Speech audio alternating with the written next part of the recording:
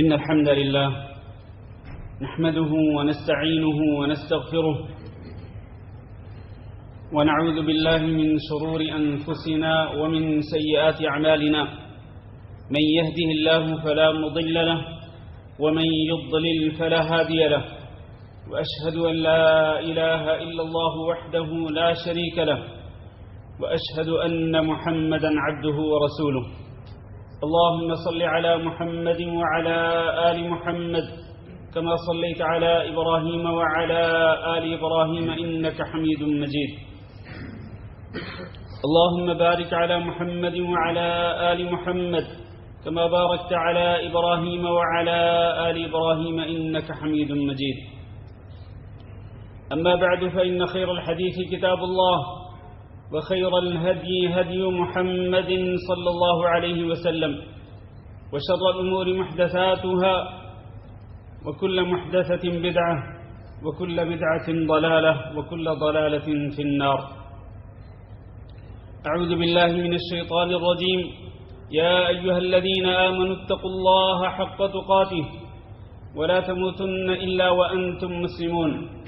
يا أيها الناس اتقوا ربكم الذي خلقكم من نفس واحدة وخلق منها زوجها وبث منهما رجالا كثيرا ونساء واتقوا الله الذي تساءلون به والأرحام إن الله كان عليكم رقيبا. يا أيها الذين آمنوا اتقوا الله وقولوا قولا سديدا يصلح لكم أعمالكم ويغفر لكم ذنوبكم ومن يطع الله ورسوله فقد فاز فوزا عظيما. عزیز القدر بھائیوں اور دوستو، آج کے خطبہ کی ابتدا ہم ایک حدیث پاک سے کرتے ہیں.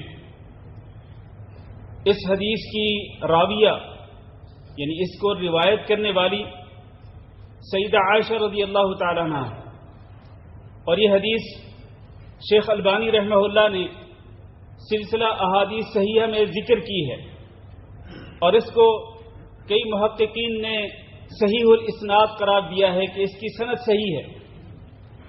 اس میں سیدہ عائشہ رضی اللہ تعالیٰ عنہ نے بیان کیا ہے کہ نبی کریم صلی اللہ علیہ وسلم کے پاس ایک آدمی آیا، کہنے لگا یا رسول اللہ انک لا احب الی من نفسی، اللہ کے رسول آپ مجھے میری جان سے بھی زیادہ محبوب ہیں.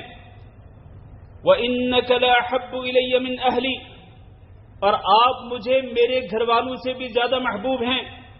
وَأَحَبُّ إِلَيَّ مِنْ وَلَدِي، اور آپ مجھے میری اولاد سے بھی زیادہ محبوب ہیں. میری جان سے بھی زیادہ محبوب، میرے گھر والوں سے بھی زیادہ محبوب، اور میری اولاد سے بھی زیادہ محبوب. وَإِنِّي لَأَكُونُ فِي الْبَيْتِ، میں اپنے گھر میں ہوتا ہوں. فَأَذْكُرُكَ، آپ کو یاد کرتا ہوں. فَمَا أَصْبِرُ حَتَّى آتِيكَ فَأَنْظُرُ إِلَيْكَ، تو پھر میں صبر نہیں کر پاتا. گھر میں جب آپ کی یاد آتی ہے تو صبر نہیں کر پاتا، یہاں تک کہ آپ کی خدمت میں حاضر ہوتا ہوں، آپ کو دیکھتا ہوں تو میری آنکھوں کو ٹھنڈک نصیب ہوتی ہے، اور میرے دل کو راحت پہنچتی ہے. لیکن وَإِذَا ذَكَرْتُ موتی و موتک، جب میں اپنی موت اور آپ کی موت کو یاد کرتا ہوں. الفاظ کیا ہیں؟ جب اپنی موت اور آپ کی موت کو یاد کرتا ہوں. اس کا مطلب یہ ہے کہ صحابہ کرام یہ بات سمجھتے تھے، نبی صلی اللہ علیہ وسلم کی زندگی کے اندر ہی وہ یہ سمجھتے تھے کہ ہمارے نبی جناب محمد صلی اللہ علیہ وسلم پر ایک دن موت آئے گی. زندگی میں صحابہ کرام کو اس بات کا اندازہ تھا کہ نبی صلی اللہ علیہ وسلم پر موت آ کے رہے گی، اور آپ صلی اللہ علیہ وسلم پر موت آئی. انک میت وانہم میتون، اے محمد صلی اللہ علیہ وسلم پر آپ پر بھی موت آئے گی اور ان پر بھی موت آئے گی. چنانچہ نبی صلی اللہ علیہ وسلم کی موت کا اعلان آپ صلی اللہ علیہ وسلم سے سب سے زیادہ محبت کرنے والے آپ کے سب سے محبوب صحابی حضرت ابوبکر صدیق رضی اللہ تعالی عنہ نے کیا تھا، اور انہوں نے کہا تھا کہ جو شخص محمد صلی اللہ علیہ وسلم کی عبادت کرتا تھا تو یہ جان لے کہ محمد صلی اللہ علیہ وسلم پر موت آ چکی، اور جو شخص اللہ رب العزت کی عبادت کرتا تھا تو وہ اس بات پہ یقین کرے کہ اللہ رب العزت زندہ ہیں اور زندہ رہیں گے، اللہ پہ کبھی موت نہیں آئے گی۔ پھر انہوں نے یہ آیت پڑھ کر قرآن مجید سے دلیل دے کر نبی صلی اللہ علیہ وسلم کی موت کا اعلان کیا تھا کہ اللہ تعالیٰ نے قرآن مجید کے اندر ارشاد فرمایا کہ وما محمد الا رسول قد خلت من قبله الرسل افإن مات او قتل انقلبتم على اعقابكم۔ یہ آیت پڑھ کر ابو بکر صدیق رضی اللہ تعالیٰ عنہ نے نبی صلی اللہ علیہ وسلم کی موت کی تصدیق کر دی۔ پھر نبی صلی اللہ علیہ وسلم کو باقاعدہ غسل دیا گیا اور آپ صلی اللہ علیہ وسلم کو کفن پہنایا گیا۔ آپ صلی اللہ علیہ وسلم کی میت آپ کے حجرہ عائشہ میں تھی۔ لوگ گروہ در گروہ اندر جاتے، نبی صلی اللہ علیہ وسلم کی نماز جنازہ پڑھ کر دوسری سائڈ سے نکل جاتے، پھر آخر نبی صلی اللہ علیہ وسلم کو آپ کی قبر میں دفنا دیا گیا۔ یہ سارے مراحل جو کسی بھی میت کے لیے ہوتے ہیں، ان تمام کے تمام مراحل سے حضرت محمد صلی اللہ علیہ وسلم بھی گزرے۔ صحابہ کرام کو آپ کی زندگی میں بھی پتا تھا اور آپ کی موت کے بعد بھی آپ کو یقین ہو گیا کہ آپ صلی اللہ علیہ وسلم پر موت آ گئی، لیکن آج لوگ ان تمام حقائق کے باوجود یہ کہتے ہیں کہ نبی صلی اللہ علیہ وسلم پردہ فرما گئے تھے، آپ پر موت نہیں آئی اور آپ اپنی قبر میں اسی طرح زندہ ہیں جس طرح دنیا کے اندر زندہ تھے۔ یہ عقیدہ باطل عقیدہ ہے، یہ قرآن اور حدیث کے سراسر خلاف ہے۔ تو یہ صحابی کیا کہہ رہے ہیں؟ کہہ رہے اللہ کے رسول، میں جب گھر میں ہوتا ہوں آپ کی یاد آتی ہے، آپ کے پاس آ جاتا ہوں اور آپ کو دیکھتا ہوں تو میری آنکھوں کو ٹھنڈک ملتی ہے، لیکن جب میں یہ یاد کرتا ہوں کہ آپ پر میری اپنی موت کو یاد کرتا ہوں اور آپ کی موت کو یاد کرتا ہوں تو مجھے یہ بات میرے دل میں بیٹھ جاتی ہے کہ آپ تو جنت میں داخل ہوں گے اور آپ نبیوں کے ساتھ جنت کے اعلیٰ درجات کے اوپر چلے جائیں گے۔ وَإِنِّي إِذَا دَخَلْتُ الْجَنَّةَ، اور اگر میں جنت میں داخل ہو بھی گیا، خشیت اللہ اراک، تو مجھے اس بات کا خوف ہے کہ میں آپ کو دیکھ نہیں سکوں گا۔ کہاں آپ اور کہاں میں؟ آپ کا دیدار، آپ کی رؤیت جنت کے اندر ممکن نہیں ہوگی۔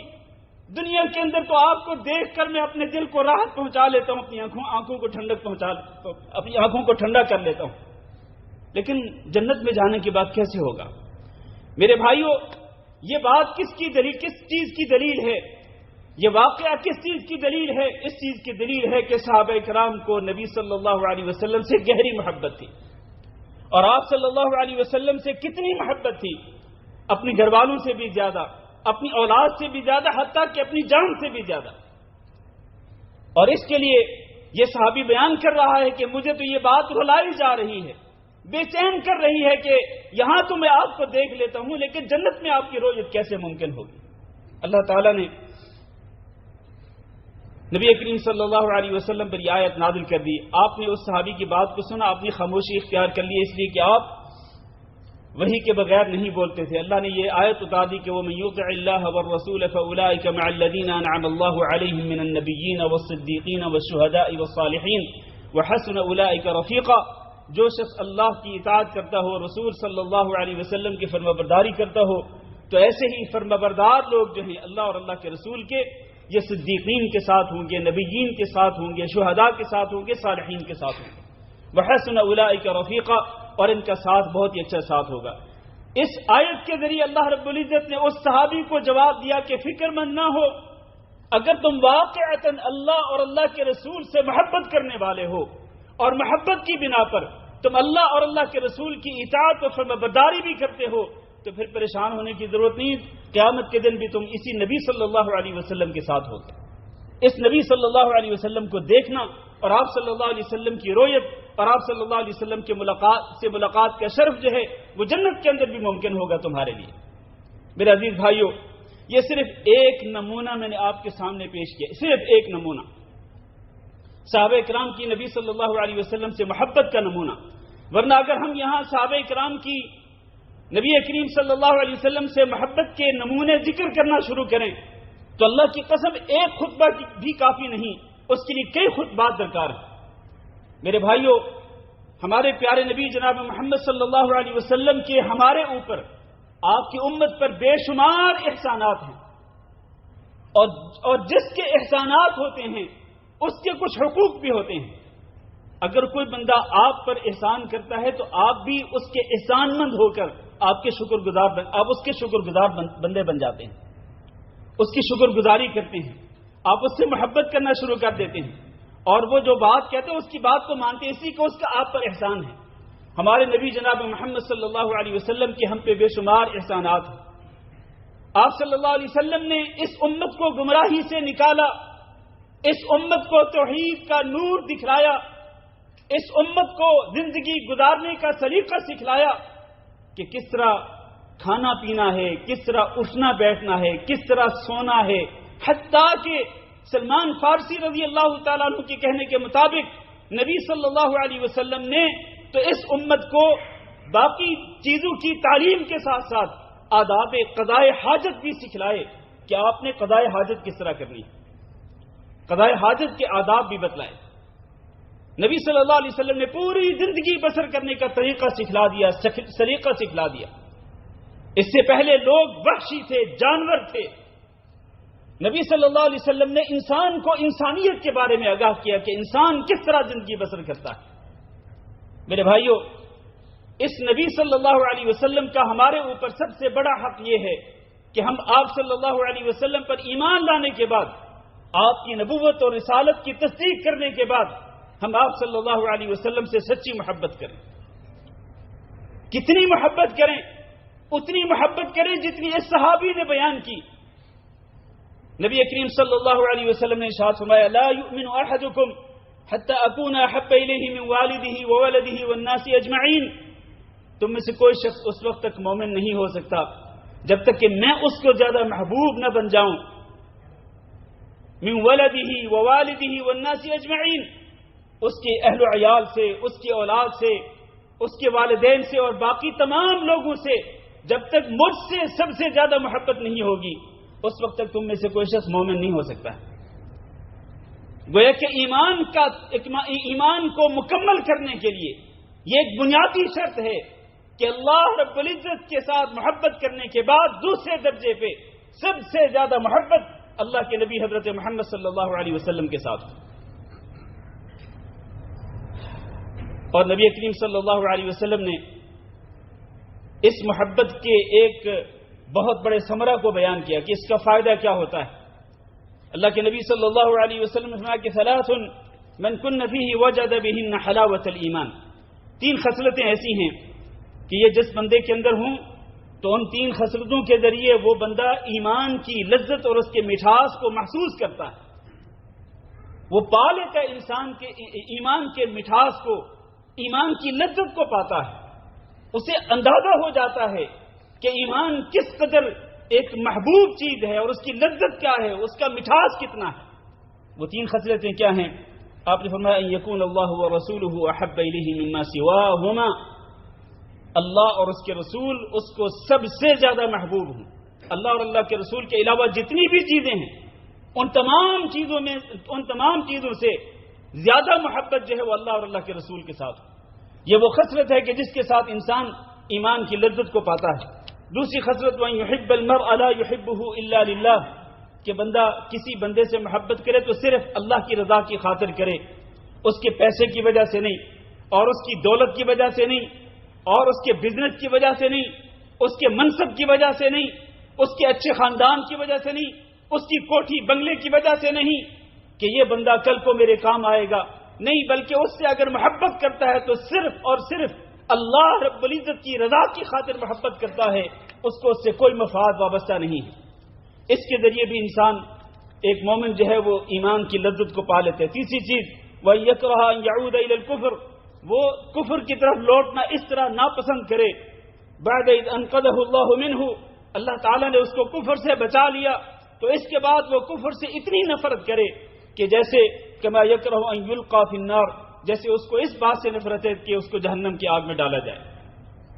جہنم کی آگ میں ڈالا جانا اس کو ناپسند ہے، تو اسی طرح سے اس کو کفر کی طرف لوٹنا بھی ناپسند ہو۔ یہ وہ چیز ہے کہ جس کے ذریعے انسان ایمان کی لذت اور اس کے مٹھاس کو پا لیتا ہے۔ میرے بھائیوں، اس حدیث سے یہ ثابت ہوا کہ اللہ اور اللہ کے رسول صلی اللہ علیہ وسلم سے جو محبت ہے اس کا اندازہ کیا ہے، کتنی محبت ہونی چاہیے. سب سے زیادہ محبت جو ہے وہ اللہ اور اللہ کے رسول صلی اللہ علیہ وسلم سے ہونی چاہیے. اور حضرت عمر رضی اللہ تعالیٰ عنہ کو واقعہ آپ سب جانتے ہیں، جنہوں نے کہا تھا اللہ کے نبی آپ مجھے ہر چیز سے زیادہ محبوب ہیں لیکن میری جان سے زیادہ محبوب نہیں. تو نبی صلی اللہ علیہ وسلم نے فرمایا تھا کہ نہیں، جب تک کہ میں تمہیں تمہاری جان سے بھی زیادہ محبوب نہیں ہوں گا اس وقت تک تمہارا ایمان مکمل نہیں ہوگا. عمر رضی اللہ تعالیٰ نے کہا تھا کہ اب میں اس بات کا عزم کرتا ہوں اور آپ کے سامنے اس بات کا اقرار کرتا ہوں، اعتراف کرتا ہوں کہ آپ مجھے میری جان سے بھی زیادہ محبوب ہیں. تو آپ صلی اللہ علیہ وسلم نے فرمایا تھا کہ اب بات بنی ہے عمر، اب تم نے بالکل صحیح بات کی.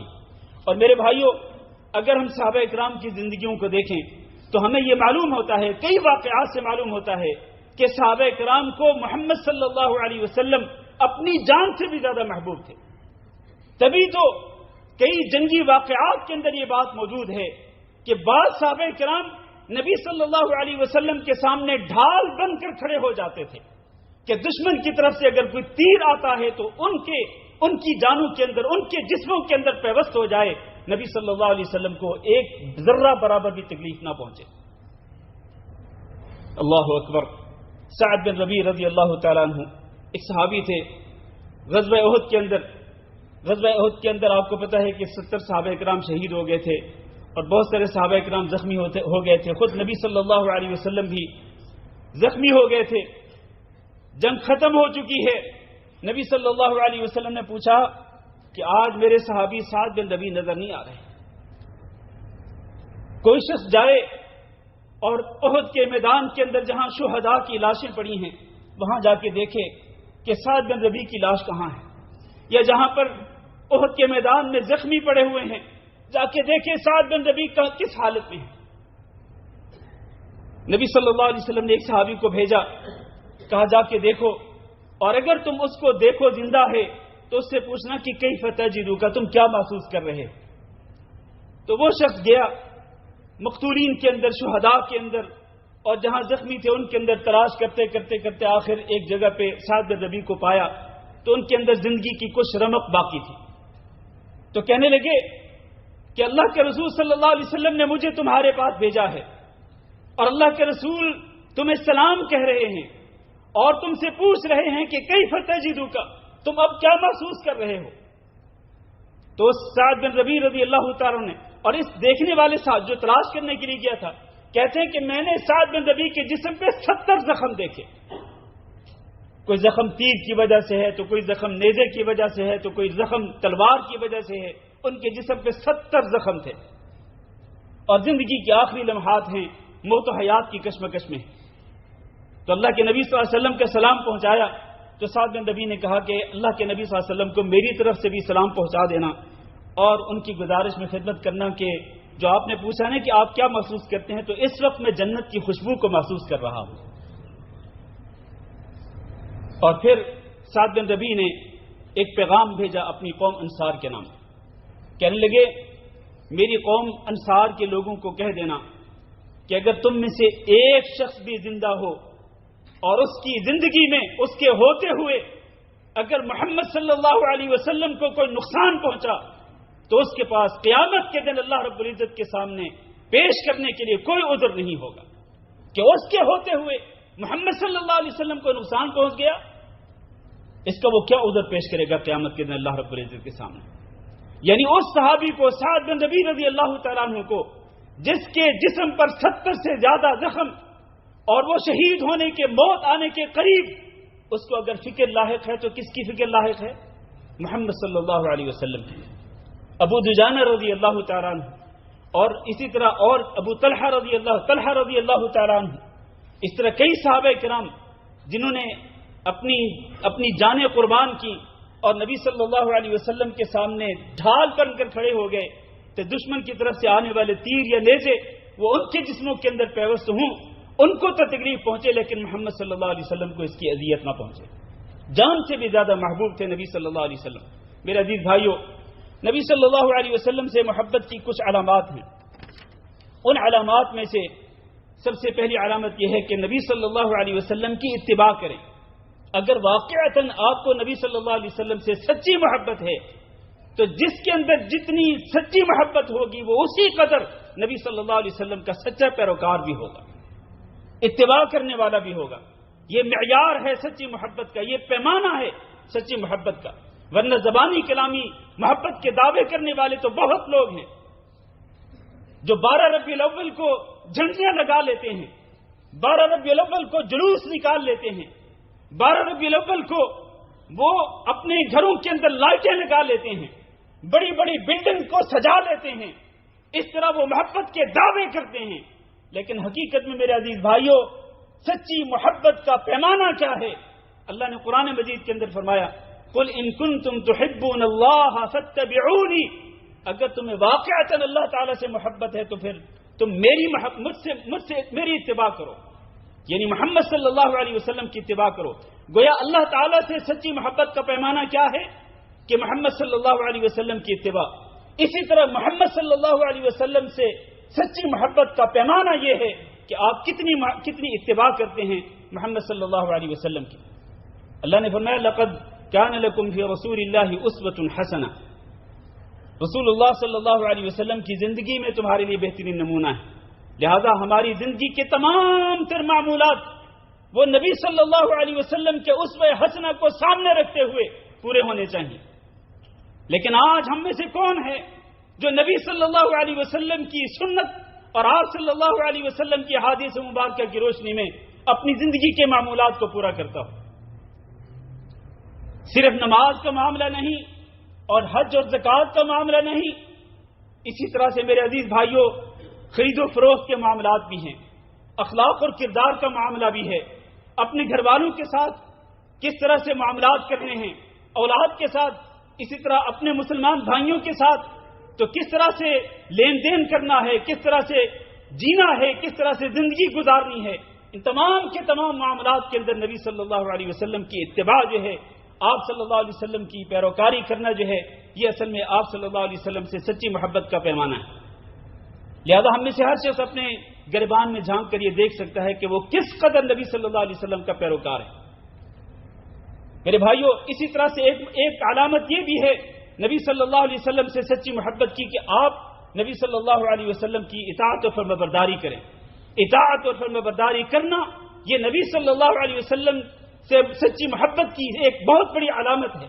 ورنہ یہ کیسے ہو سکتا ہے کہ آپ ایک شخص سے محبت کا دعویٰ کرتے ہوں، وہ شخص آپ کو یہ کہے کہ آپ یہ کام کریں، آپ کہیں میں نے نہیں کرنا، مجھے آپ سے ویسے تو بڑی محبت ہے لیکن میں نے یہ کام نہیں کرنا، آپ کی بات نہیں ماننی. وہ شخص آپ کو یہ کہے کہ آپ یہ کام نہ کریں، آپ کہیں نہیں میں کر کے رہوں گا، مجھے آپ سے محبت تو ہے لیکن آپ جو کہہ رہے ہیں میں وہ نہیں کروں گا، میں اپنی مرضی کروں گا. ایک بچہ اپنے والد سے کہے کہ مجھے آپ سے بڑی محبت ہے لیکن والد اس کو جس بات کا حکم دے وہ اس پر تیار نہ ہو، والد اس کو جس کام سے منع کرے وہ اس سے بچنے پر تیار نہ ہو، وہ دعویٰ کرے کہ اے باپ، اے ابا مجھے تم سے بڑی محبت ہے، تو کیا وہ باپ جو ہے وہ اپنے اس بچے کی زبانی کلامی محبت کا جو دعویٰ ہے اس کی تصدیق کرے گا؟ ہرگز نہیں. اسی طرح میرے بھائیوں رسول اکرم صلی اللہ علیہ وسلم کی اطاعت اور فرمانبرداری کرنا ضروری ہے. آج دیدہ دلیری کے ساتھ مسلمان نبی صلی اللہ علیہ وسلم کے احکامات کی خلاف ورزی کرتے ہیں، دیدہ دلیری کے ساتھ جسارت کرتے ہوئے. نبی صلی اللہ علیہ وسلم کے احکامات کا علم بھی ہوتا ہے لیکن اس پہ عمل نہیں کرنا ہے. کیا نبی صلی اللہ علیہ وسلم کے اس حکم کا پتہ نہیں کہ جب آپ مسجد کے اندر نماز پڑھ رہے ہوں تو آپ صفیں اس طرح سے بنائیں کہ آپ سب ایک دوسرے کے ساتھ مل کر کھڑے ہوں اور آپس میں خلا نہ چھوڑیں؟ کیا اس حدیث کا کسی کو نہیں پتا؟ کیا امام نماز شروع کرنے سے پہلے نہیں کہتا کہ سووا واستووا وتراصوا، کہ برابر ہو جاؤ، صفیں سیدھی کر لو اور آپس میں مل کے کھڑے ہوں؟ لیکن دیکھتے ہیں صفوں کے اندر خلا باقی ہوتا ہے. کیوں؟ نبی صلی اللہ علیہ وسلم کی احادیث کی سراسر خلاف ورزی کیوں ہو رہی ہے؟ یہ محبت ہے نبی صلی اللہ علیہ وسلم سے. نبی صلی اللہ علیہ وسلم نے فرمایا کہ تم آپس میں شیطان کے لیے خالی جگہ نہ چھوڑا کرو، جہاں خالی جگہ چھوڑو گے وہاں شیطان آئے گا. لیکن ہم خالی جگہ چھوڑتے ہیں دانستہ طور پر، جان بوجھ کر چھوڑتے ہیں. نبی صلی اللہ علیہ وسلم کی حدیث کی خلاف ورزی نہیں ہو رہی. نبی صلی اللہ علیہ وسلم نے فرمایا کہ اپنی داڑھیوں کو بڑھاؤ، اپنی داڑھیوں کو چھوڑ دو، داڑھیوں کو معاف کر دو. لیکن ہم دیدہ دلیری کے ساتھ نبی صلی اللہ علیہ وسلم کے اس حکم کی خلاف ورزی کرتے ہیں، جسارت کرتے ہیں. کئی لوگ تو روزانہ شیو کرتے ہیں. اور کہاں گئی نبی صلی اللہ علیہ وسلم سے محبت کا آپ کا دعویٰ کہاں گیا؟ اور نبی صلی اللہ علیہ وسلم کی اتباع کہاں رہ گئی؟ آپ کی فرمانبرداری کہاں رہ گئی؟ اللہ تعالیٰ نے قرآن مجید کے اندر ایسے لوگوں کو وارننگ دی ہے. وارننگ سنے ذرا، وہ وارننگ کیا ہے؟ فَلْيَحْذَرِ الَّذِينَ يُخَالِفُونَ عَنْ أَمْرِهِ أَن تُصِيبَهُمْ فِتْنَةٌ أَوْ يُصِيبَهُمْ عَذَابٌ أَلِيمٌ. ایسے لوگوں کو ڈرنا چاہیے کہ جو نبی صلی اللہ علیہ وسلم کے حکم کی خلاف ورزی کرتے ہیں، کہیں ایسا نہ ہو ان تصیبہم فتنہ کہ ان پر کوئی فتنہ آ جائے، کسی آزمائش کا شکار ہو جائے، او یصیبہم عذاب علیم، یا پھر ان پر کوئی دردناک عذاب نہ آ جائے. فتنہ اور آزمائش کے آنے سے اور عذاب علیم، دردناک عذاب کے آنے سے ڈرنا چاہیے ایسے لوگوں کو جو جان بوجھ کر نبی صلی اللہ علیہ وسلم کے حکم کی خلاف ورزی کرتے ہیں. اور اللہ تعالیٰ نے تو یہاں تک ارشاد فرما دیا کہ وما كان لمؤمن ولا مؤمنة اذا قضى الله ورسوله امرا ان يكون لهم الخيرة من امره. کسی مومن مرد اور کسی مومنہ عورت کے یہ لائق نہیں، اس کے شایان شان نہیں کہ اللہ اور اللہ کے رسول کا فیصلہ آ جائے اور پھر وہ اللہ اور اللہ کے رسول کے فیصلے کو چھوڑ کر کوئی دوسرا آپشن اختیار کرے. ان يكون لهم الخيرة من امره، ان کے معاملے کے اندر کوئی تیسرا آپشن رہتا ہی نہیں ہے. جب اللہ اور اللہ کے رسول کا فیصلہ آ گیا تو وہاں پر اپنے آپ کو سر تسلیم خم کرنا ہوگا، اپنے آپ کو جھکانا ہوگا. فلا وربك لا يؤمنون حتى يحكموك فيما شجر بينهم ثم لا يجدوا في انفسهم حرجا مما قضيت ويسلموا تسليما. تیرے رب کی قسم ہے کہ یہ مومن نہیں ہو سکتے ہیں. اور ایمان کی نفی کی جا رہی ہے. ایمان جا رہا ہے میرے عزیز بھائیوں. کب؟ فرمایا لا یؤمنون حتی یحکموک فیما شجر بینہم. ان کے آپس میں جو اختلافات ہوں، جب تک یہ آپ کو اتھارٹی تسلیم نہ کرے، آپ کا فیصلہ تسلیم نہ کریں، اور پھر آپ کا فیصلہ آنے کے بعد اپنے دل میں کوئی گھٹن بھی محسوس نہ کریں اور اپنے آپ کے فیصلے کے سامنے سر تسلیم خم کریں، اپنے آپ کو جھکا نہیں دیں گے جب تک، اس وقت تک یہ مومن نہیں ہو سکتے. ایمان کی نفی ہو رہی ہے. لیکن آج دیدہ دنستہ اللہ کی قسم میں یہ بات میں پوری ذمہ داری کے ساتھ کہہ رہا ہوں، دیدہ دنستہ بہت سارے مسلمان جو ہیں وہ نبی صلی اللہ علیہ وسلم کے فیصلے کے خلاف عمل کرتے ہیں. نبی صلی اللہ علیہ وسلم کی احادیث، نبی صلی اللہ علیہ وسلم کے فرامین، نبی صلی اللہ علیہ وسلم کے شہادات گرامی، آپ کی سنن مبارکہ کہاں رہ جاتی ہیں؟ ادھر زبان سے نبی صلی اللہ علیہ وسلم سے سچی محبت کا دعویٰ، اور کئی لوگ تو یقین مانیں وہ غلوب کرتے ہیں اس حد تک کہ اٹھتے بیٹھتے یا رسول اللہ یا رسول اللہ یا رسول اللہ پکار رہے ہیں. لیکن ان کی زندگی کا اگر جائزہ لیں تو جگہ جگہ پہ موقع پہ ان کے اندر یہ چیز نظر آئے گی کہ وہ نبی صلی اللہ علیہ وسلم کی حدیث کے سراسر خلاف کر رہے ہیں. تو میرے بھائیوں، نبی صلی اللہ علیہ وسلم سے سچی محبت کی ایک علامت یہ ہے کہ آپ نبی صلی اللہ علیہ وسلم کی تابع داری بھی کریں، آپ کی اتباع بھی کریں اور آپ کی فرما برداری بھی کریں، اور آپ صلی اللہ علیہ وسلم کے احکامات کے سامنے اپنے آپ کو جھکا دیں. اللہ تعالیٰ سے دعا ہے کہ اللہ رب العزت ہم سب کو نبی صلی اللہ علیہ وسلم سے سچی محبت نصیب فرمائے. ہمارے دلوں کو اللہ رب العزت نبی صلی اللہ علیہ وسلم کی محبت کے ساتھ بھر دے، اور وہ محبت ایسی ہو کہ جو ہمیں آمادہ کرے نبی صلی اللہ علیہ وسلم کی اتباع کرنے پر اور آپ صلی اللہ علیہ وسلم کی فرما برداری کرنے پر. استغفر اللہ لی ولکم ولسائر المسلمین فاستغفروہ انہ هو الغفور الرحیم.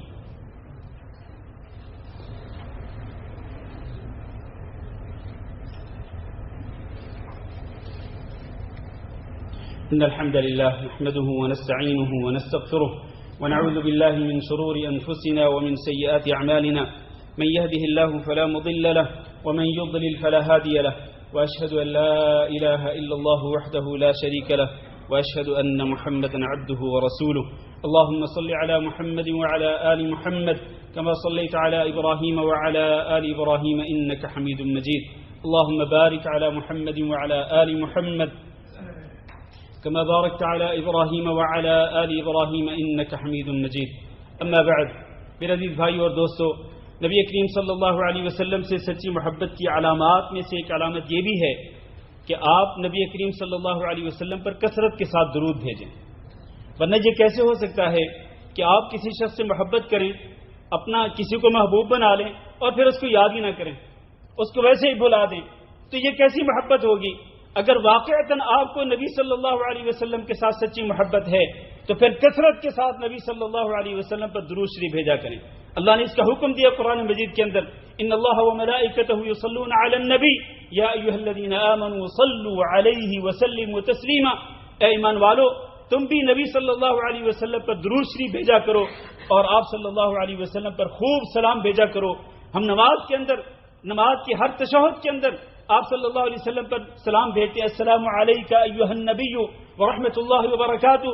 اسی طرح سے نبی صلی اللہ علیہ وسلم پر درود شریف بھی کثرت کے ساتھ پڑھا کریں۔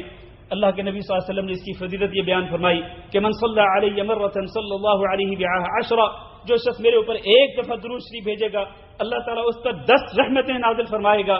اور ایک حدیث کے اندر یہ ہے جو شخص ایک دفعہ درود شریف بھیجے گا تو اس کے لیے 10 نیکیاں لکھی جائیں گی، اس کے 10 گناہ معاف کر دیے جائیں گے اور اس کے 10 درجے جنت کے اندر بلند کر دیے جائیں گے۔ اور ایک تیسری حدیث میں نبی صلی اللہ علیہ وسلم نے فرمایا کہ جو شخص صبح کے وقت 10 مرتبہ درود شریف پڑھے گا اور اسی طرح شام کے وقت 10 مرتبہ درود شریف پڑھے گا تو اس کو قیامت کے دن میری شفاعت ضرور نصیب ہوگی۔ نبی کریم صلی اللہ علیہ وسلم کی شفاعت حاصل کرنے کے لیے ہمیں نبی صلی اللہ علیہ وسلم پر کثرت کے ساتھ درود شریف پڑھنا ہوگا۔ اور آپ صلی اللہ علیہ وسلم نے فرمایا کہ قیامت کے دن وہ شخص جو کہ سب سے زیادہ میرے قریب ہوگا، سب سے زیادہ قریب وہ ہوگا مجھ سے قیامت کے دن کہ جو مجھ پر زیادہ درود شریف پڑھتا ہوگا۔ اس لیے میرے عزیز بھائیوں ہمیں کثرت کے ساتھ درود شریف پڑھنا چاہیے۔